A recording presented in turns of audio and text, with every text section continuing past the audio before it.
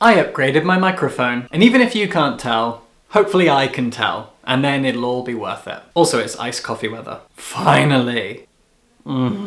Let's talk about boy parts, which out of context is definitely a thing I just said. Boy Parts is the debut novel of English author Eliza Clark. I was made very, very aware of Boy Parts when it first came out because it was everywhere. The literary world was abuzz with talk of Boy Parts and how great it is, but it sounded kinda gritty for a novel coming out during a pandemic, so I just wasn't feeling it. I did, however, read Eliza Clark's follow-up novel Penance as soon as it came out, and Penance is incredible. I've got a video, you can go watch it, but I finally read Boy Parts. I am finally in a place, in a state of mind where I felt like I could handle Boy Parts, and I have thoughts. Boy Parts is intense. Boy Parts is a lot of things, all of which I adore. So let's talk about what it is and why it's so great, and how if anyone disagrees, if anyone dislikes it, they're wrong, and that's a fact.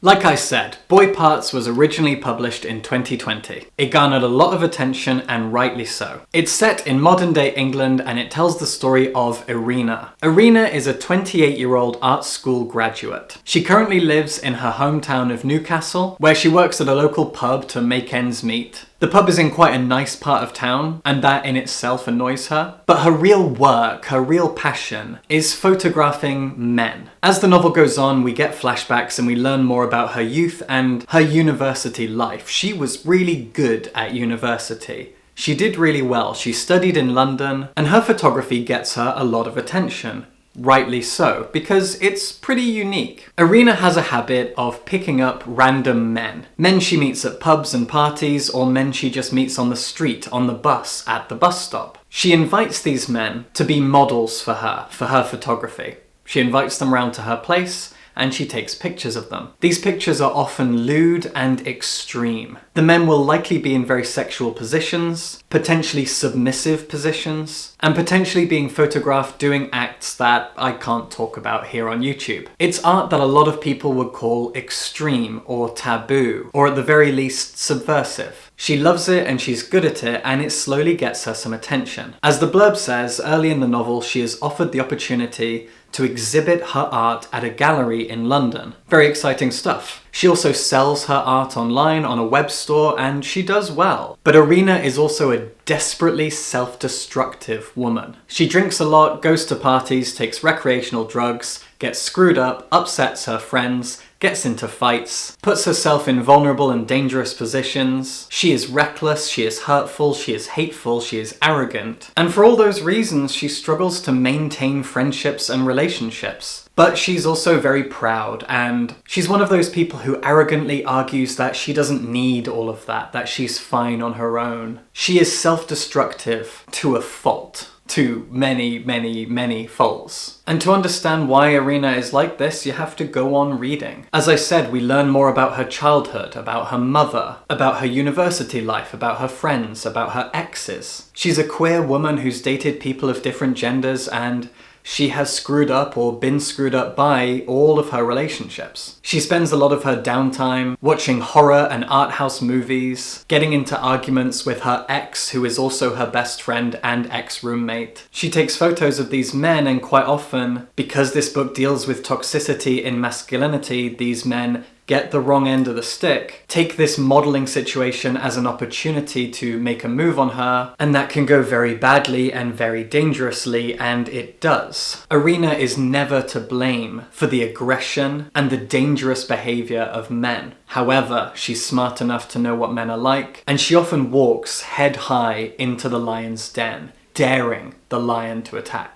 And the big question all the way through is why? Why is Irina like this? Why, when she's facing down the barrel of a gun, does she tell the person to pull the trigger? She lives in a dangerous world and she asks for danger. She's the most unlikable and self-destructive protagonist, and I love her so dearly. One of the beautiful things about Irina is how edgy she is. She is not like other girls. She is a true edgelord, but she's also someone who would make fun of edgelords. She is always above everything else. Whatever is cool, she's beyond that. Everything is gauche to her. She's smarter and she's more clever and creative than everybody else in the room. She courts danger and she enjoys it. She is always better than you. She is troubled, she is damaged, she knows it and she loves it, and you love it too. And we spend so much of the novel just witnessing all of this. Increasingly more and more there are flashbacks that occur, and we get an idea of who she used to be, which is pretty much the same person, honestly.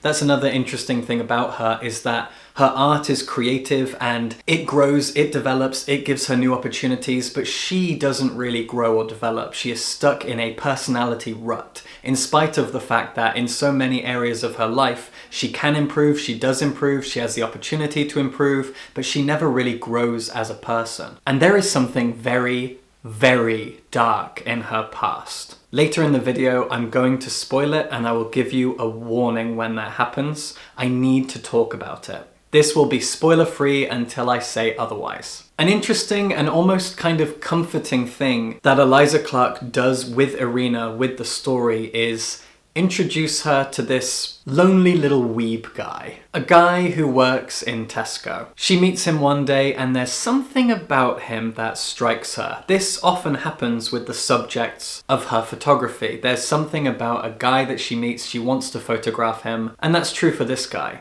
He's particularly short, he's shorter than her, he's unremarkable looking, he's not ugly, he's not pretty, he is mundane, bland, uninteresting, the kind of person you don't really take any notice of, except maybe to remark that he's particularly short for a guy. He likes anime and he's currently training to be a primary school teacher because he loves kids. Irina doesn't love kids, she hates them. He is a bland and mundane person, but he offers stability, convention, while also still being clever and interesting because he likes anime a lot. That's something, right? They're both people who appreciate art and pop culture stuff, although obviously she's above so much of it, and so they can bond over that, and there is an opportunity here for these two people to have a relationship, a romantic one. She photographs this guy, he models for her, he is very, very uncomfortable, he does not like it, but he sees it as an opportunity to get close to her, and he is ultimately a good guy, one of the good men. And he's also pretty perceptive. He can see that she is someone with a tough exterior, so much armor, so much arrogance, so much self-destruction, and he is patient and persistent, and he tries to pierce that armor and have her relax and be herself a little bit more. He has faith that he can change her. This is very much a subversion of your typical woman hoping that she can change the bad boy kind of story. He hopes that he can do that with her. But often in those stories, the woman is the protagonist. And here, yes, she is, but again, it's a subversion. We're not following him trying to change someone that he's met and is falling in love with. We're watching her, while he, on the side, tries to change her and fails. And change her for the better. He is a wholly good person with wholly good intentions. But she's not used to that, she doesn't trust that, and she's bored by that as well. Irina is a girl you've met. She's a girl we have all met. I went to university with girls like her. Some of them grow up, some of them don't. I went to school and uni with men like this, but women like her put themselves in dangerous positions, ignore positivity, ignore hope, and you're often eager to understand the root of all of this. And with Irina, you kinda do and you kinda don't. And one of the best things about this novel for me is the way that it's written. It is written in the first person from Irina's perspective, so if you don't like her, well, you're stuck in her head and you're gonna have to deal with that. But because we're in her head, we get all of her snark, we get all of her sarcasm, we get all of her arrogance. It is constant and it is hilarious. She makes judgments about everyone she meets, everyone she talks to, and a lot of it is relatable if you're someone who can be quite judgmental, and admittedly, I can be. One moment that I found weirdly relatable because it was such a specific thing was when she remarks on a text message that she receives, and the text ends with one of those laugh cry emojis. These days, the laugh cry emoji seems quite harmless and everybody uses it, but there was a time, especially in the UK, where that emoji was only used by old people, old white people who voted for Brexit, who vote Conservative, that kind of person. My dad and people like him. And she remarks on that in this. She makes a very funny comment about the laugh cry emoji used by old Facebook racists, and it's hilarious. It's not something that people really talk about. I noticed it. Years and years ago, the only people who used that emoji were my dad and his mates, and this one guy I was friends with who was very good at gaslighting. And that observation was fantastic, and there are so many of them, almost on every single page. Irina is always making these comments about her friends, her family. The first time you meet her mum early in the book, the way that Irina deconstructs her mother and everything she hates about her is fantastic. I'm someone who loves unlikable protagonists. Wuthering Heights is my second favourite classic novel. And in order to really love and appreciate Wuthering Heights, you have to like unlikable people. Protagonists are not always there to be liked, and enjoying a book with an unlikable protagonist is good for your soul. It helps with emotional growth. It makes us more well-rounded people. Spending 300 plus pages in Irina's head was dizzying and suffocating almost, but I also related to so much of what she does, the ways that she behaves, especially the ways that she thinks sometimes. And I don't want to admit that, no one does, but there's definitely a case of she's just like me for real with this book. Up to a point, and here is where I'm going to spoil a huge twist in the book. If you don't want to know it, stop watching now. Thanks for watching. Go check out the book if you're interested, and obviously support me on Patreon. But if you're still here now, prepare to get spoiled. Around halfway through the novel, Irina is engaged in a quick sexual fling with a guy, an older man in a hotel room. And something weird happens. This guy is aggressive, too aggressive. He is not playful, he is dangerous, and Irina suffers because of it. And then suddenly when he's done, he rolls over and falls asleep. And she throws a champagne glass against the wall. The glass bounces back and hits the guy in the face. Shards of glass get wedged into the skin of his face, and she takes a picture of it. And he doesn't wake up during any of this. Somehow. And then she sends that picture to the person who wants to host her at the gallery in London. And she says, "Sorry about the glass in the face. I'm trying out some prosthetics and some special effects. Let me know what you think about it." And the person replies saying, "What glass? It's just a sleeping face." Everything Irina did was in her head. She didn't throw the glass, and if she did, it didn't land in the guy's face. He is unscathed. But she believed it so much that she saw it in the photo she took, and she made an excuse for it in an email. But none of it was real. Why? Why did that happen? I read that moment and it felt like a glitch. Then the novel goes on like normal. Nothing weird is happening, everything feels fine.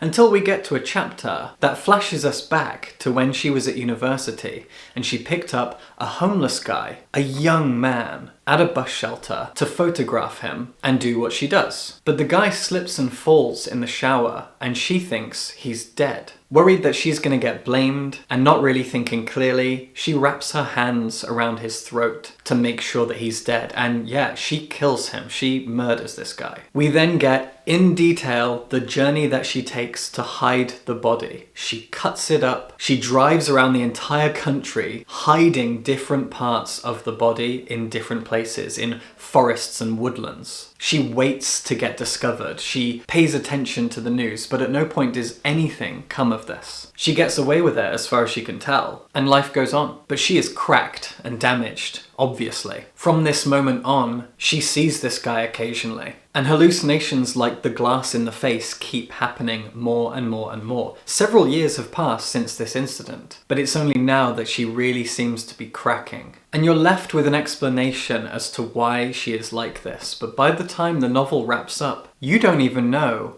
if it really happened. There are certain reasons why, certain details. When she flashes back, when she thinks back, when she has these hallucinations, you start to wonder if she really did what she did at all, or if it was all a figment of her imagination. She's traumatized potentially by something that never happened, something she never even did, something she imagined she did. How broken is she then? She's a whole different kind of broken if that's the case, and you're really not sure, or at least I wasn't. Irina feels unknowable as a character. She is someone who is made up of her armor, of the things that she shows the world, of her presentation. She is a mask. She is abused. She's treated like crap. She treats other people like crap. And yet we still don't feel like we actually know her. And what's funny in a symbolic way is that so much of what she does is about our internal lives. She loves sex. She loves kink. She takes photographs of people naked in vulnerable situations, and she puts herself in dangerous, vulnerable situations. In terms of what she does, both professionally and personally, socially, it is all about vulnerability, and yet we don't know her. The irony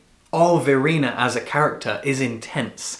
Everything that defines her is vulnerability, but we don't know her. How is that possible? That is the beauty of Eliza Clark's writing. This is an entire novel about people being broken, about people being vulnerable, about people struggling and suffering and judging and being judged. And yet at no point do we know our protagonist. At no point can we actually trust her. It takes such incredible skill for an author to pull off something like that, but Eliza Clark does, and I think it's amazing. It can be difficult to like an unlikable protagonist, but there is so much to get from Irina, so much to connect with, so much to be discomforted by in a good way, in a healthy way, in a way that makes us emotionally stronger. You do feel stronger after you read this novel. You feel tougher.